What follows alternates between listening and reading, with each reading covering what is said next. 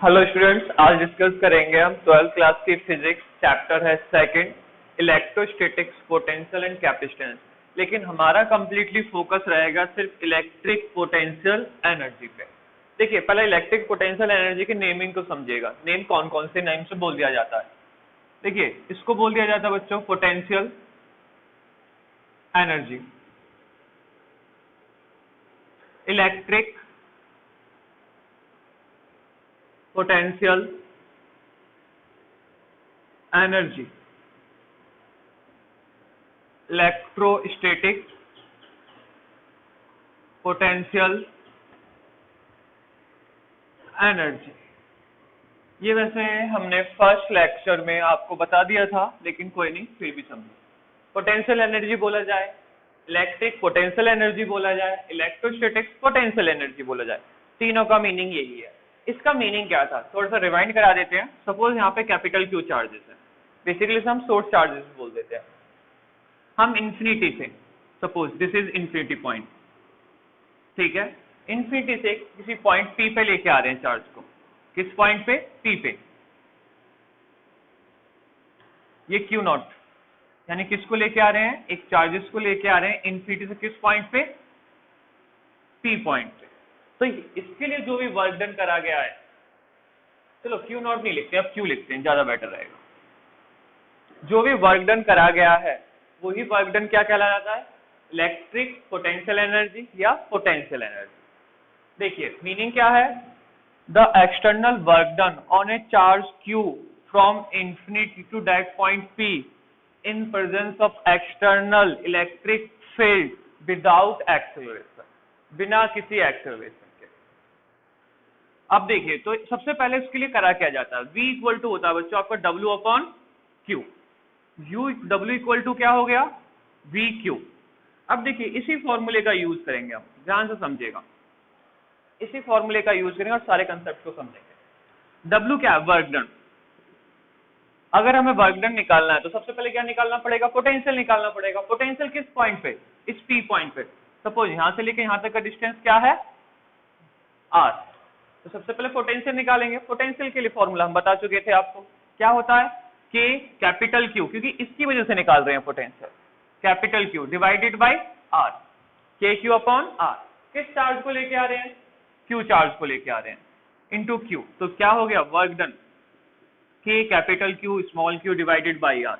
इसी को बोल देते हैं हम U, पोटेंशियल एनर्जी, या फिर इलेक्ट्रिक पोटेंशियल एनर्जी, या फिर electrostatic potential energy. This is K capital Q divided by R। ये हो गया potential energy at A point P if external charge Q from infinity to point P। देखिए, हमने definition नहीं लिखी है, लेकिन डेफिनेशन चलिए लिख देते हैं आपके लिए। The external work done on the charge Q presence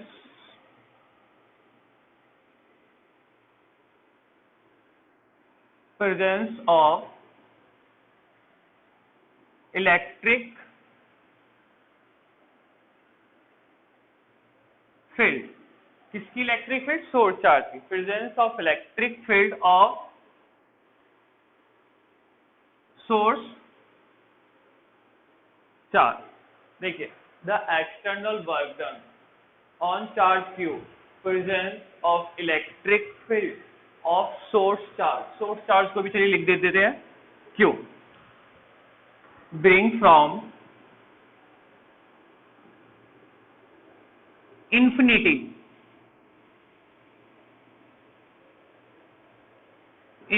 to point, कौन से पॉइंट पे ला रहे हैं?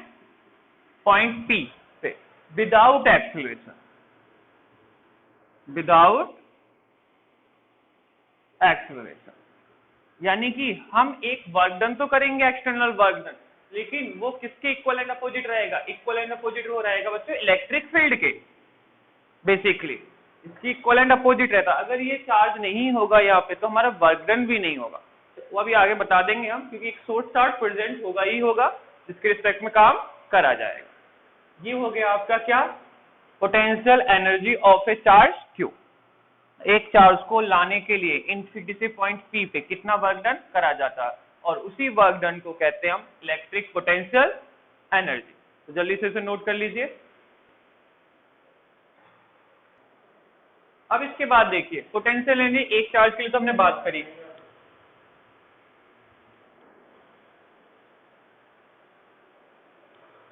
पोटेंशियल एनर्जी बच्चों एक पॉइंट के लिए तो हमने बात करी, एक चार्ज के लिए। अब बात करते हैं थोड़ा सिस्टम के लिए, समझने की कोशिश करिएगा। Potential energy of system,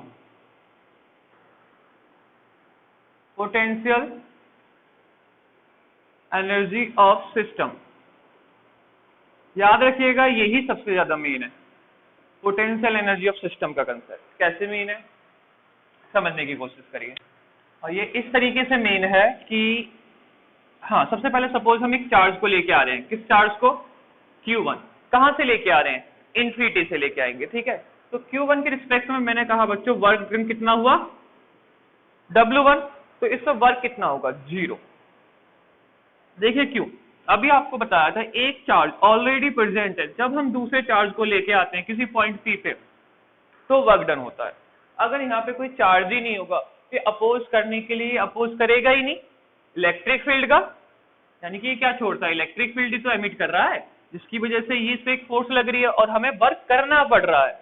external work जो हमने कहा था, द एक्सटर्नल वर्क, वो यही था कि इलेक्ट्रिक फील्ड के अपोजिट डायरेक्शन में करा जाएगा। लेकिन अगर कोई भी चार्ज पहले से प्रेजेंट नहीं है, एक किसी चार्ज को हम इन्फिनिटी से पॉइंट, ये पॉइंट 1 है बस, आप ये समझ लीजिए, इस वजह से चार्ज को क्या नाम दे दिया, Q1 नाम दे दिया। तो वर्क डन कितना रहेगा, 0, क्योंकि यहाँ पे पहले कोई चार्ज अपोज करने वाला है ही नहीं इसका। लेकिन जैसे ही हम दूसरा चार्ज लाएंगे किस पॉइंट पे, 2 पॉइंट पे, तो देखिए इसको अपोज करने वाला तो ये है, तो इसके लिए वर्क डन क्या होगा, W2 एंड KQ। सबसे पहले इस पॉइंट पे क्या निकालोगे आप, पोटेंशियल निकालोगे, क्या निकालोगे, पोटेंशियल। तो ध्यान से देखिएगा, इस पॉइंट पर अगर आप पोटेंशियल निकालोगे तो आपको डिस्टेंस पता होना चाहिए, डिस्टेंस को नाम दे दिया मैंने 1, 2। क्या निकालोगे पहले, पोटेंशियल। चलिए पहले थोड़ा सा शॉर्ट में लिखते हैं, पोटेंशियल किस पॉइंट पे, 2 पॉइंट पे, किसकी वजह से, 1 पॉइंट की वजह से, ओ अलग अलग करके नाम दे से। चलिए पोटेंशियल एट ए पॉइंट 2, लेकिन पोटेंशियल एट ए पॉइंट 2 बेशक है, लेकिन किसकी वजह से है, 1 की वजह से है, 1 की वजह से है, तो Q1 लिख देते हैं, वो ज्यादा बेटर रहेगा आपके लिए। यहाँ स्पेसिफाई कर देंगे बच्चों, VQ1, यानी कि इसका मतलब क्या है, potential due to Q1 at point 2, clear. Into किसका मल्टीप्लाई होगा, किस चार्ज को लेके आए हैं, Q2 चार्ज को लेके आए हैं, तो Q2 का मल्टीप्लाई होगा। तो देखिए ये क्या बन गया, VQ1, यहाँ के लिए फॉर्मूला क्या होता है, K Q1 divided by R12 into Q2। ये वर्क कौन सा निकला, सेकंड चार्ज को लाने के लिए इस पॉइंट पर। अगर आप सपोज ध्यान से समझिएगा, अब हम लेके आ रहे हैं थर्ड चार्ज को, किस चार्ज को, 3 पॉइंट है ये, और यहाँ पे लेके आ रहे हैं किसको, Q3 को। तो देखिए अब इस पे जो पोटेंशियल लगेगा, जो इफेक्ट लगेगा, Q1 का भी लगेगा, Q2 का भी लगेगा, Q1 का भी इफेक्ट लगेगा और Q2 का भी इफेक्ट लगेगा। ध्यान से समझिएगा। सब पहले बात करेंगे W3, तो W3 के लिए 2 चीजें हो गई, Q1 के लिए डिस्टेंस नाम दे दिया हमने 13, Q2 के लिए डिस्टेंस नाम दे दिया R23, 23 इसीलिए पॉइंट लिख लेते हैं कि उन्हें डिस्टेंस का नाम दे दिया जाए। तो इसके लिए सबसे पहले इसका इफेक्ट देखिए, पोटेंशियल Q1 किसकी वजह से, Q1 की वजह से, इनटू क्या होगा, Q3, फिर पोटेंशियल प्लस किसकी वजह से, Q2 की वजह से, फिर मल्टीप्लाई क्या होगा, Q3 होगा। VQ1 का यहाँ पे मीनिंग क्या है, चलो VQ1 2 लिखते हैं, ज्यादा बेटर रहेगा, जिससे आपको पता लगे 1 की वजह से किस पॉइंट पे, 2 पे, 1 की वजह से 2 पॉइंट पे, 1 की वजह से किस पॉइंट पे, 3 पॉइंट पे, तो 1 3 लिख देते हैं। 2 की वजह से किस पॉइंट पे, 3 पॉइंट पे। देखो बच्चे सिंपल रिप्रेजेंटेशन है और कुछ भी नहीं है। जब मैथमेटिकल क्वेश्चन करोगे आप ये सब ध्यान नहीं दोगे, बस क्या ध्यान दोगे कि इस पॉइंट पे पोटेंशियल है किसकी वजह से, इसकी वजह से और इसकी वजह से। चलिए लिखते हैं, VQ13, इसका मतलब क्या है? Potential due to Q1 at point 3, किस पॉइंट की वजह से? 3 पॉइंट की वजह से। तो बताइए इस पॉइंट की वजह से, सॉरी इस चार्ज की वजह से इस पॉइंट पर पोटेंशियल क्या होगा? कि Q1 divide by distance R13 multiply Q, ठीक है। फिर प्लस पोटेंशियल किसकी वजह से? Q2 की वजह से। किस पॉइंट पे? 3 पॉइंट पे। तो क्या है इसका मतलब? VQ23 का potential due to Q2 at point 3, point कौन सा है? 3 है। किसकी वजह से है? 2 की वजह से। तो ये क्या हो गया? K Q2 divide by distance कितना है? R23 मल्टीप्लाई क्या हो गया? Q3। तो देखिए ये हुआ कंसेप्ट आपका। ये है W1 यानी कि चार्ज 1 को लाए 0, ये है W2 चार्ज 2 को लाए 0, ये है W3 चार्ज किसको लाए? थर्ड चार्ज को लाए। अगर बोल दिया जाए तो सिस्टम ऑफ एनर्जी निकालो, सिस्टम ऑफ एनर्जी का मतलब क्या होगा? U, तो U सॉरी पहले W लिखते हैं, W equal to W1 plus W2 plus W3। तो इसको क्या लिख दिया हमने? U। ये क्या हो गया? U1 plus U2 plus U3। मैंने आपको कहा था जो वर्क डन होता वही क्या होता? हम किसी सिस्टम पे कोई भी काम करें वो किस फॉर्म में स्टोर जाता है? उसकी एनर्जी की फॉर्म में, यानी कि पोटेंशियल एनर्जी। तो W1 की वैल्यू 0 यानी कि U1 की वैल्यू 0, ये इसकी वैल्यू हो गई, और W3 की वैल्यू ये हो गई। एक चीज याद रखना, ये जो भी लिखा है हमने सिंपल ये रिप्रेजेंटेशन है और कुछ भी नहीं है। जब न्यूमेरिकल करोगे तो 1 2 3 1 याद नहीं रखोगे, बस लॉजिक देखिए। इसको लाते हैं कोई वर्क डन, जब इसको लाएंगे तो किसका इफेक्ट पड़ेगा? इसका इफेक्ट पड़ेगा। जब इसको लाएंगे तो किसका इफेक्ट पड़ेगा? इसका भी इफेक्ट पड़ेगा और इसका भी इफेक्ट पड़ेगा। क्लियर हुई बात? जल्दी से नोट कर लीजिए। देखिए बच्चों इसी पे क्वेश्चंस लेते हैं हम system of sorry potential energy of system पे। एक स्क्वायर है ABCD, कुछ ही मान लीजिए, कोई प्रॉब्लम नहीं है। कॉर्नर्स पे क्या है? Plus Q minus Q। अब आपको ये बताना है कि इस सिस्टम को बनाने के लिए कितनी एनर्जी लगी। हमने पहला क्या एग्जाम, वो तो एग्जाम्पल था, रिप्रेजेंटेशन था। देखिए रिप्रेजेंटेशन पे कभी डेरिवेशन नहीं आते, कभी आगे तो अच्छी बात है लेकिन चांस कम होते हैं, खासकर आते हैं न्यूमेरिकल्स। तो आपको इस सिस्टम की एनर्जी फाइंड आउट करनी है। तो सिस्टम की एनर्जी फाइंड आउट करने के लिए पहले नाम दे देते हैं। सपोज ये A, ये पॉइंट B, ये C पॉइंट, ये D पॉइंट। वहां पे हमने क्या दे दिया था? 1 2 3 दे दिया था। यहाँ पे आप ये दे दीजिए। सबसे पहले वर्क डन निकालिए किसका? A पॉइंट के लिए। A पॉइंट का मतलब समझ गए हो? कौन से चार्ज की बात कर रहे हैं? Q की। तो क्या होगा? 0, क्योंकि जब फर्स्ट चार्ज को लेके आते हैं तो कोई वर्क नहीं होता है। अब B के लिए निकालिए। तो अब आपको ये पता है ये डिस्टेंस कितना है? ये स्क्वायर है बच्चों, इस पैटर्न में स्क्वायर है। तो यहां से लेके यहां तक का डिस्टेंस पता है। तो बताइए, अब देखिए मैं QABC नहीं लिख रहा कुछ भी, यहाँ पे ध्यान से देखिए। इस पॉइंट पे क्या निकालोगे आप? पोटेंशियल निकालोगे। किसका पोटेंशियल निकालोगे? इसका पोटेंशियल निकालोगे। तो इसका पोटेंशियल आपको फॉर्मूला याद रखना है बस। क्या है फॉर्मूला? ये रहा, V equal to W upon Q, और W इक्वल टू क्या हो गया? V into Q। बस। तो V पॉइंट की बात कर रहे हैं, तो इस पॉइंट ऑफ पोटेंशियल किसकी वजह से? बस इसकी वजह से। आपको ये सारा एक साथ दिख रहा होगा, आप भूल जाइए, पहले इसकी बात, फिर इसकी बात, फिर इसकी बात, फिर इसकी बात, सीक्वेंस में चलते जाइए बस। तो V पॉइंट के लिए बात कर रहे हैं, तो इस पॉइंट पे क्या निकालोगे? पोटेंशियल निकालोगे। किसकी वजह से पोटेंशियल होगा? A की वजह से पोटेंशियल होगा। तो बताइए क्या होगा? K Q, क्योंकि चार्ज Q है। ये डिस्टेंस कितना है? D है, तो D लिख दिया। किस चार्ज को लेके आ रहे हैं? जिस चार्ज को लेके आते हैं क्या है चार्ज? -Q, तो -Q लगा दिया। ठीक है, तो बताइए ये क्या हो गया? -KQ² divided by D। Clear है? अब इसी अकॉर्डिंग देखिए, अब C के लिए बात करेंगे। Work done at C। तो C के लिए वर्क डन के लिए ध्यान से देखिए, एक इफेक्ट किसकी वजह से आएगा? A की वजह से आएगा। एक इफेक्ट किसकी वजह से आएगा? B की वजह से आएगा।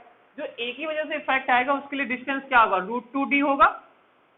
और ये स्क्वायर है, तो ये डी पाइथागोरस के अकॉर्डिंग √2d हो गया। तो देखिए सबसे पहले इस पॉइंट पे इफेक्ट किसका, इसका, तो क्या होगा k q divided by distance कितना है ये √2d। ये चीज क्लियर होगी। किस चार्ज को ला रहे हैं हम, इस चार्ज को ला रहे हैं ना, तो q बस।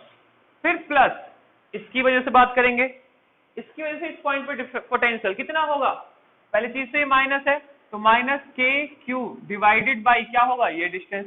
किस चार्ज को ला रहे हैं हम, इस चार्ज को ला रहे हैं, इसका मल्टीप्लाई होगा। तो सीक्वेंस में कैसे लिख सकते हैं, K Q square divided by √2d and minus K Q square divided by D. ये चीज क्लियर हो गई। अब देखिए डी पॉइंट पे वर्क डन ही याद रखना बच्चों, मैं W लिख रहा हूं तो वही एनर्जी है। अब डी पॉइंट पे जब मैं आ गया तो मैं ए की वजह से बात करूंगा, बी की वजह से बात करूंगा और सी की वजह से भी बात करूंगा। तो देखिए पहले ए की वजह से बात करते हैं, तो इसका पोटेंशियल क्या होगा, के क्यू डिवाइडेड बाई डी होगा। इस चार्ज को लेके आ रहे हैं, क्या है ये माइनस क्यू, क्लियर। फिर इसकी वजह से इस पॉइंट पे, तो ध्यान देखिए ये डिस्टेंस भी तो √2d होगा, तो इस पॉइंट पे पोटेंशियल इसकी वजह से ये माइनस है, तो minus K Q divided by √2d। इस चार्ज इस पॉइंट पे निकाल रहे हैं ना, तो इस पॉइंट पे कौन सा चार्ज है, माइनस क्यू, तो ये प्लस हो गया और क्यू हो गया।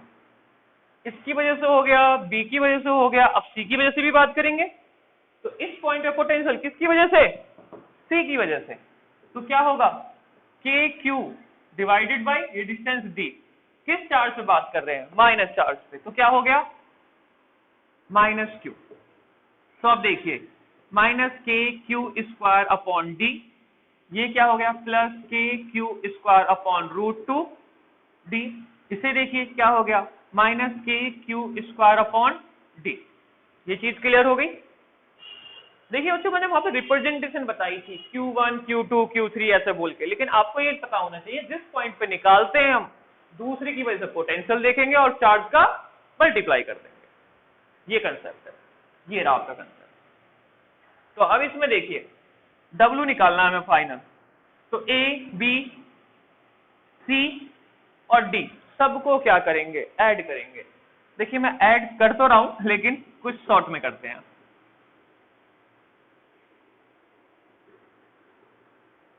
ए तो खत्म है, ए के बारे में नहीं सोचना है हम, सॉरी डब्ल्यू ए के बारे में। ये माइनस का है, चलो थोड़ा सा पहले ब्रैकेट में ले आते हैं, आपको ध्यान रहेगा किस किस को ऐड कर रहे हैं।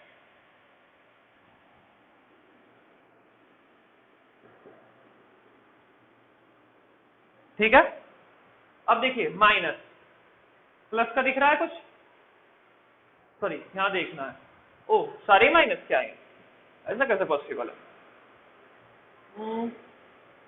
हाँ माइनस के आने, एक माइनस का, दूसरा माइनस का, तीसरा माइनस का, चौथा माइनस का, तो 4 माइनस के, तो क्या लिख दीजिए -4 के क्यू स्क्वायर अपॉन डी। अब देखिए क्या बचा, ये खत्म, ये भी खत्म, यहाँ पे सब कुछ सेम है, √2d, एक और होगा कोई, ये रहा √2d सेम है, तो क्या लिख दीजिए 2 टाइम्स के क्यू स्क्वायर अपॉन √2d। ये हो गया आपका फाइनल पोटेंशियल एनर्जी या वर्क डन। जो वर्क डन है वही एनर्जी में। क्लियर हो गया है, नोट कर लीजिए जल्दी से, और ये समझने के लिए बच्चों को सुन।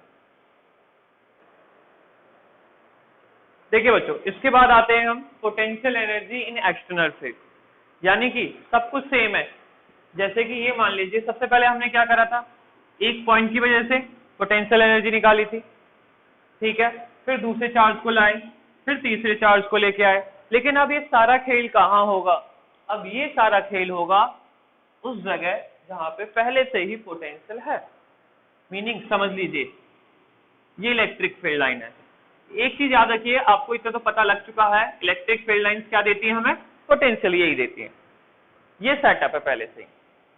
अब इसमें है चार्ज आ रहे हैं एक एक करके, कैसे करके, एक एक करके। अब आपको बताना potential energy in external field क्या हो।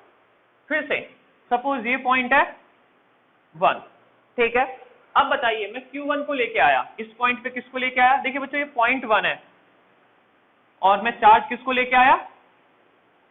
Q1 को। ठीक है, अब 1 कहां लिखा जाए, चलो यहां लिख देते हैं 1। ठीक है, 1 पॉइंट किस चार्ज को लेके आए? Q1 को। तो पहले अगर हम किसी चार्ज को लेके आते थे सिंपली Q1 को, तो वर्क कितना होता था? 0। लेकिन यहाँ 0 नहीं होगा। क्यों नहीं होगा? देखिए W इक्वल टू क्या होता है? V इंटू क्यू, क्योंकि ये पहले से ही क्या है? पोटेंशियल है। पहले से ही क्या है? पोटेंशियल है।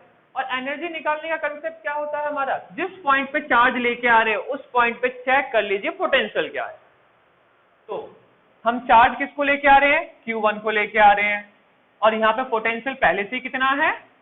V1 पोटेंशियल है। तो बताइए W1 क्या होगा? V1 into Q1, V1 into Q1। तो देखिए ये क्या हो गया? V1 सिंपली V1 ही रहा, Q1 ही रहा। वहां पे क्या हो जाता था? 0 हो जाता था। ये चीज क्लियर होगी। अब ये पॉइंट 2, अब यहां पे एक चार्ज लेके आ रहे हैं। कौन से चार्ज को? Q2 चार्ज को लेके आ रहे हैं और इस पॉइंट पे पोटेंशियल क्या है? V2 है। क्या है पोटेंशियल? V2। तो बताइए W2 के लिए क्या होगा? पहले चीज तो दो चीजें होंगी, इस पे पोटेंशियल एनर्जी यानी कि इस चार्ज पे पोटेंशियल किसकी वजह से लगेगा? एक तो यहां लेके आ रहे हैं इसकी वजह से लगेगा, एक जो चार्ज आ गया उसकी वजह से भी तो लगेगा। ठीक है ना, एक जो चार्ज आ गया है उसकी वजह से भी लगेगा। पहले क्या था? सिर्फ जो चार्ज आया था उसकी वजह से लग रहा था। तो अब देखिए पहली चीज इसकी बात करते हैं, इसकी वजह से क्या हो जाएगा? V2 Q2।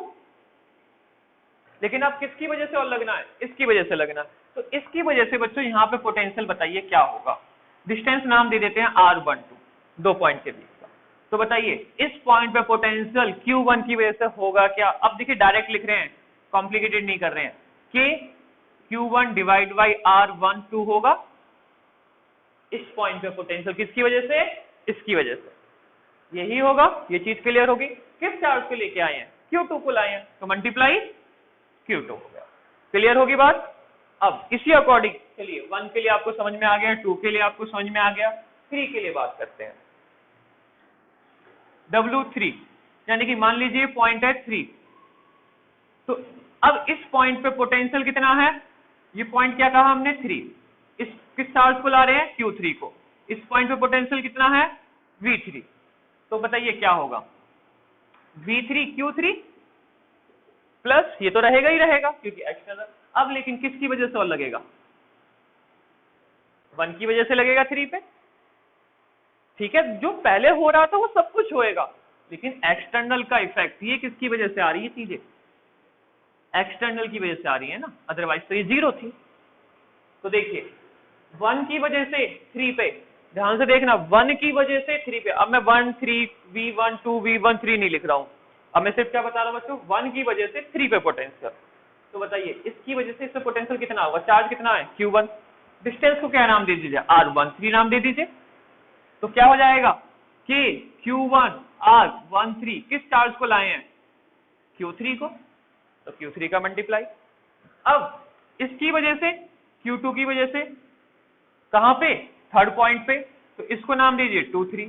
तो प्लस के किसकी वजह से? Q2। डिस्टेंस कितना है? R23 किस चार्ज को लेके आए? Q3 को।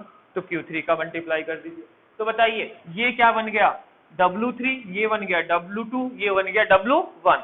अगर कहता है हमसे बस एक चार्ज की पोटेंशियल एनर्जी बताइए इन एक्सटर्नल फील्ड, तो आंसर क्या होगा? ये होगा। अगर कहता है दो चार्ज की पोटेंशियल एनर्जी बताइए इन एक्सटर्नल फील्ड, तो आंसर क्या होगा? ये होगा। नहीं, आंसर होगा बच्चे ये प्लस ये, क्योंकि दो चार्जेस की एक साथ बतानी पड़ेगी ना, तो W1 प्लस W2 ऐड करोगे। अगर ये कहता है सिस्टम की बताइए, तो W1 प्लस W, देखो ऐसे है, ये सिंपली बोली जाती है potential energy of, sorry potential energy in external field. पहली चीज W1 के लिए एक सिस्टम चार्ज का है, तो क्या रहेगा? सिंपल W1 रहेगा। W2 यानी कि दो चार्ज है, दो चार्ज का मतलब W1 प्लस W2 ऐड हो गया ना, और W3 की बात करी गई है। ये सिस्टम बोल रहा हूं बेटा, मुझे लगता है और अच्छे से एक्सप्लेन करना चाहिए। ये सिर्फ क्या है, one particle system, one particle system, ठीक है। अगर टू पार्टिकल सिस्टम होता तो मतलब बताइए क्या होता, यानी कि दो पार्टिकल्स होते इसमें, और दो पार्टिकल होते तो दोनों की एनर्जी ऐड करते, तो इसके लिए क्या बोलते, 1+2, तो क्या हो जाता W1 + W2। अगर थ्री पार्टिकल सिस्टम होता, अगर थ्री पार्टिकल सिस्टम है तो बताइए क्या होता, W1 + W + W3, रिप्रेजेंटेशन है, इसका मतलब क्या है, W1 को ऐड करो, W2 को ऐड करो और W3 को ऐड कर दो। क्लियर हुई ये बात, नोट कर लीजिए जल्दी से इसको।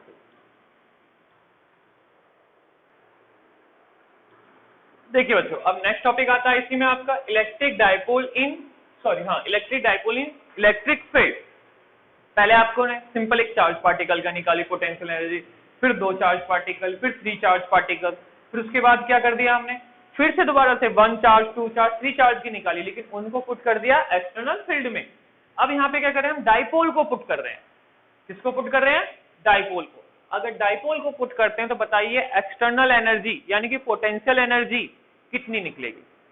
डाइपोल को अगर हम एक्सटर्नल इलेक्ट्रिक फील्ड या इलेक्ट्रिक फील्ड में पुट करते हैं तो उसकी पोटेंशियल एनर्जी क्या फाइंड आउट होगी।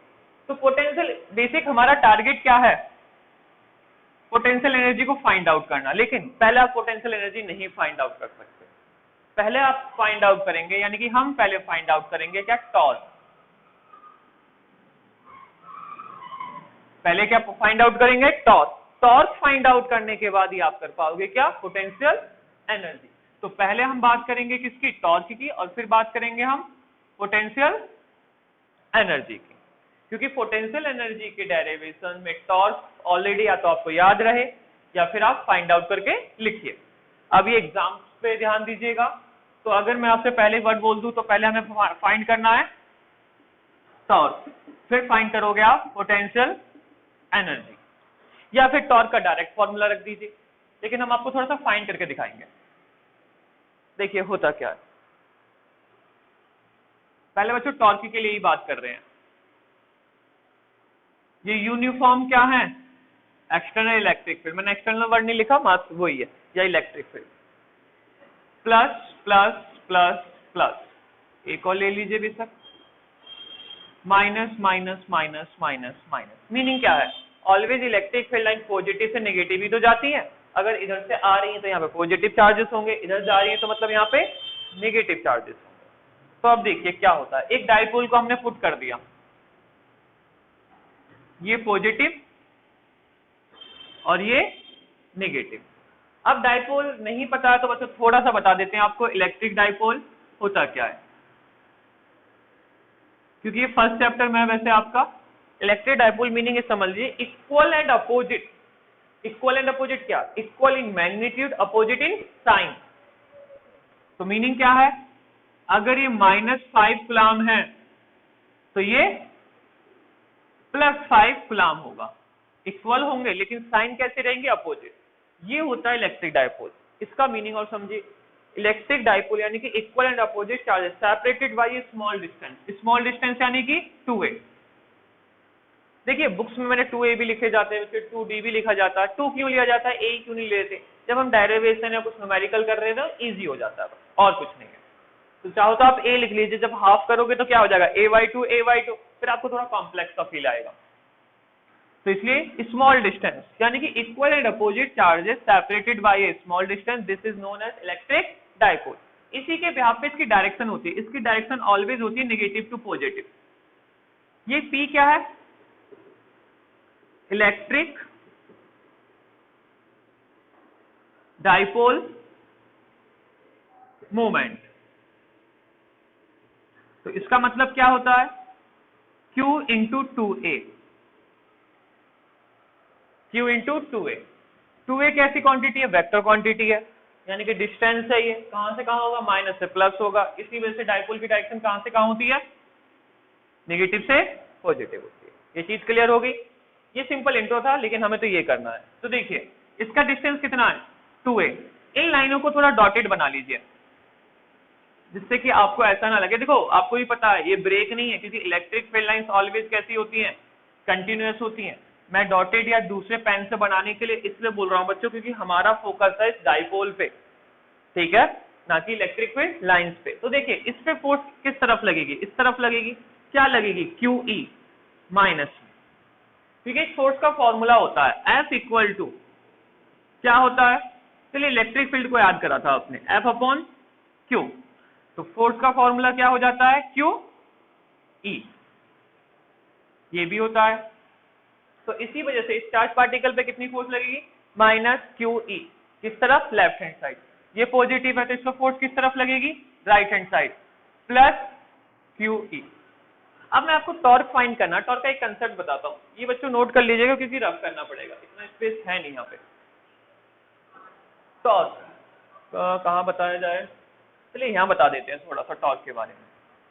टॉर्क है क्या, टॉर्क निकालने का एक कंसेप्ट होता है। कंसेप्ट क्या होता है, इक्वल एंड अपोजिट फोर्स है, इक्वल एंड अपोजिट फोर्स है, लेकिन इसकी एक रूल होता है, ये ऑलवेज कैसी लगती हैं, परपेंडिकुलर होंगी। कैसी होंगी, परपेंडिकुलर, यानी कि प्लस QE, ये कैसी होनी चाहिए, माइनस QE, ये परपेंडिकुलर होना चाहिए।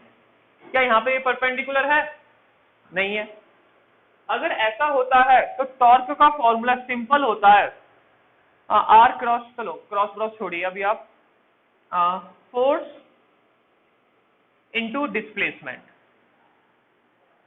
कौन सा डिस्प्लेसमेंट, परपेंडिकुलर डिस्प्लेसमेंट। कौन सा डिस्प्लेसमेंट, परपेंडिकुलर डिस्प्लेसमेंट। लेकिन यहाँ पे परपेंडिकुलर डिस्प्लेसमेंट है, नहीं है, तो हमें ये फाइंड आउट करना पड़ेगा, इसे तो रफ ही करना पड़ेगा बच्चों। तो देखिए फाइंड आउट कैसे करेंगे, समझिएगा। ये इस तरह से दे रखा है 2A, इस पे फोर्स लग रही है एक इस तरफ QE, एक फोर्स लग रही है इस तरफ माइनस QE। कोई प्रॉब्लम नहीं है। हमने क्या कहा था, इसका फॉर्मूला, तो हमने परपेंडिकुलर ड्रॉ करे, ठीक है। तो हमारे लिए R परपेंडिकुलर तो यही है, कंपेयर कर लीजिए। बेशक हमें ये साइड दी है, लेकिन हम क्या करेंगे, इस साइड को ही फाइंड आउट करेंगे। कौन सी साइड फाइंड आउट करेंगे, ये वाली साइड, क्योंकि हमारे लिए टॉर्क का फॉर्मूला होता है फोर्स इनटू परपेंडिकुलर डिस्प्लेसमेंट, ठीक है। तो अब देखिए ये कैसे निकलेगा, ये क्या था, ध्यान से देखिएगा, ये एक तरफ से डिस्टेंस तो था ही, लेकिन ये इलेक्ट्रिक डाइपोल की डायरेक्शन भी तो थी। डिस्टेंस तो बच्चों है ही, यहाँ पे तो हम वैसे डिस्टेंस ही यूज करेंगे, लेकिन इलेक्ट्रिक डाइपोल की डायरेक्शन कहाँ से होती थी, नेगेटिव से पॉजिटिव होती थी। इलेक्ट्रिक फील्ड की डायरेक्शन कहाँ है, पॉजिटिव से नेगेटिव। तो ये इधर ही तो पॉजिटिव था और इधर नेगेटिव था, तो ये एंगल होता है थीटा। इस थीटा का मतलब क्या, उसे भी समझ लो आप। पहले फॉर्मूला लिख दिया ना मैंने, कहाँ लिखे, चलिए यहीं लिख देते हैं। थीटा क्या है, angle between electric dipole movement and electric field line. ये एंगल होता है, इलेक्ट्रिक डाइपोल मूवमेंट इस तरफ, इलेक्ट्रिक फील्ड लाइन इस तरफ, ठीक है। तो उस एंगल को क्या कहते हैं, angle between electric dipole movement and electric field. देखिए आपको थीटा लेने में, अल्फा लेने में कोई प्रॉब्लम नहीं, लेकिन आपको पता होना चाहिए वो किसके बीच का है। अब इसके बाद देखिए टॉर्क, नहीं टॉर्क, अभी तो हमें परपेंडिकुलर डिस्टेंस निकालना पड़ेगा, ये निकालना है। तो ये देखिए कैसे निकालेंगे हम, साइन थीटा क्या होता है, perpendicular upon hypotenuse, perpendicular upon hypotenuse. Perpendicular क्या बोला है हमने, आर परपेंडिकुलर इनटू हाइपोटेनियस क्या है 2A, सॉरी अपॉन होता है, आर परपेंडिकुलर अपॉन 2A। तो बताइए आर परपेंडिकुलर कितना निकला, 2A साइन थीटा। हमें तो यही डिस्टेंस चाहिए था, कौन सा डिस्टेंस, ये वाला डिस्टेंस। तो बताइए टॉर्क, टॉर्क के लिए हमने यही तो बोला था, फोर्स इनटू आर परपेंडिकुलर। तो फोर्स कितनी है, हमने कहा देखो एक पॉजिटिव है एक नेगेटिव है, लेकिन मैंने आपसे कहा था फोर्स जो रखोगे विथ इन मैग्नीट्यूड रखोगे, नहीं कहा तो बच्चे अब बोल रहे हैं, ध्यान नहीं रहा होगा। फोर्स कैसी रखोगे, मैग्नीट्यूड में। तो मैग्नीट्यूड में QE, this is QE into simply क्या है, are perpendicular 2A sine theta. ये चीज क्लियर। अब जरा ध्यान से देखिए, पीई कह रहा हूं, Q into 2a, Q 2a और सिंपली फिर E साइन थीटा। हमने इसको एक साथ क्यों लिखा? क्योंकि आपको पता होना चाहिए P इक्वल टू क्या था, Q इंटू 2a था, डाइपोल मोमेंट। तो ये क्या बन गया, P E साइन थीटा, क्या बन गया, टॉर्क। ये हो गया आपका फॉर्मूला। लेकिन हम इसको कैसे लिखना चाहते हैं, वेक्टर क्वांटिटी में। तो वेक्टर क्वांटिटी में लिखने के लिए torque equal to P cross E लिखोगे, क्योंकि आपको पता है क्रॉस ही तो साइन देता है, क्रॉस को हटा के क्या लिखा जाता है, साइन थीटा। और थीटा मैंने किसके बीच का कहा था, P और E के बीच का ये थीटा, और यहाँ आपको बता दिया था P और E के बीच का थीटा। देखिए ये फाइंड हुआ टॉर्क, बेसिकली फर्स्ट चैप्टर में है, वहां हमने कराया इसलिए नहीं था क्योंकि यहाँ साथ में कराते हैं हम। तो ये टॉर्क का फॉर्मूला निकल गया। अब हमें क्या निकालना है, पोटेंशियल एनर्जी। क्लियर है, जल्दी से नोट करिए, फिर इसी के आगे ही पोटेंशियल एनर्जी फाइंड आउट होगी। तो देखिए बच्चों, ये हो गया हमारा कौन सा पॉइंट, सॉरी ये हो गया टॉर्क। अब हम बात किसकी करेंगे, पोटेंशियल एनर्जी की। तो देखिए पोटेंशियल एनर्जी की बात करेंगे तो इसमें से यूज क्या आएगा आपके लिए, सिर्फ यूज आएगा एक चीज, टॉर्क P क्रॉस E, और P क्रॉस E को आप ऐसे भी लिख सकते हो PE साइन थीटा। क्लियर है? अब देखिए फिर क्या करते हैं, बाकी चीजों को रफ कर देते हैं। तो देखिए सेम डायग्राम से पोटेंशियल एनर्जी फाइंड आउट कैसे होगी उसको समझिएगा। सेम डायग्राम, सब कुछ ये पोटेंशियल एनर्जी। मैंने आपको पोटेंशियल एनर्जी में ऑलवेज बोला ये वर्क होता है, क्या होता है, वर्क होता है। अगर बच्चों ये वर्क होता है तो आपको एक चीज पता होनी चाहिए, अगर स्ट्रेट लाइन में वर्क होता है तो फोर्स इंटू डिस्प्लेसमेंट होता है, लेकिन अगर कोई चीज रोटेट हो तो कैसा वर्क होता है, ध्यान सुनिए, पहले फॉर्मूले में बात करते हैं। फोर्स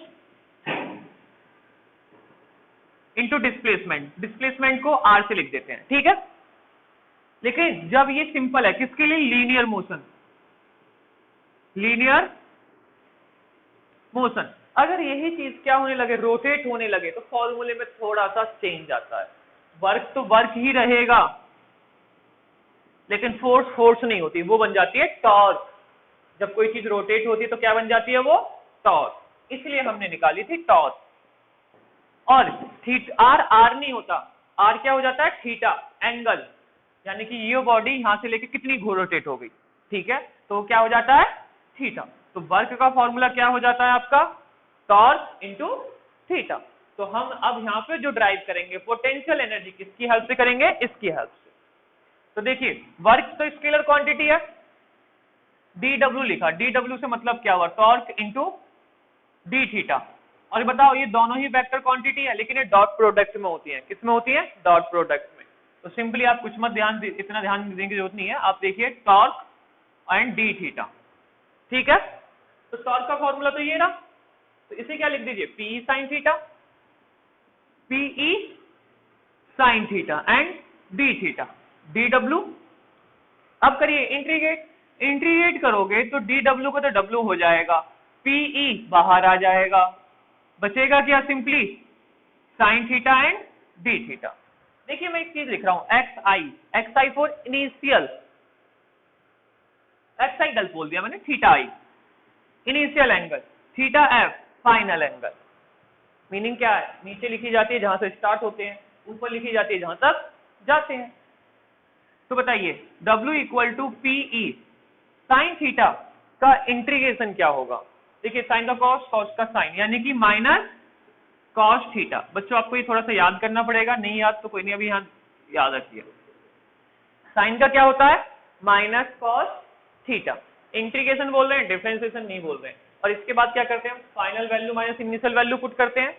तो देखिए final value minus initial value put करते हैं तो क्या होगा, PE फाइनल वैल्यू क्या है, माइनस कॉस थीटा f, फिर माइनस करते हैं, फिर इनिशियल वैल्यू पुट करते हैं, और ये माइनस है तो क्या हो गया, प्लस हो गया, कॉस थीटा i।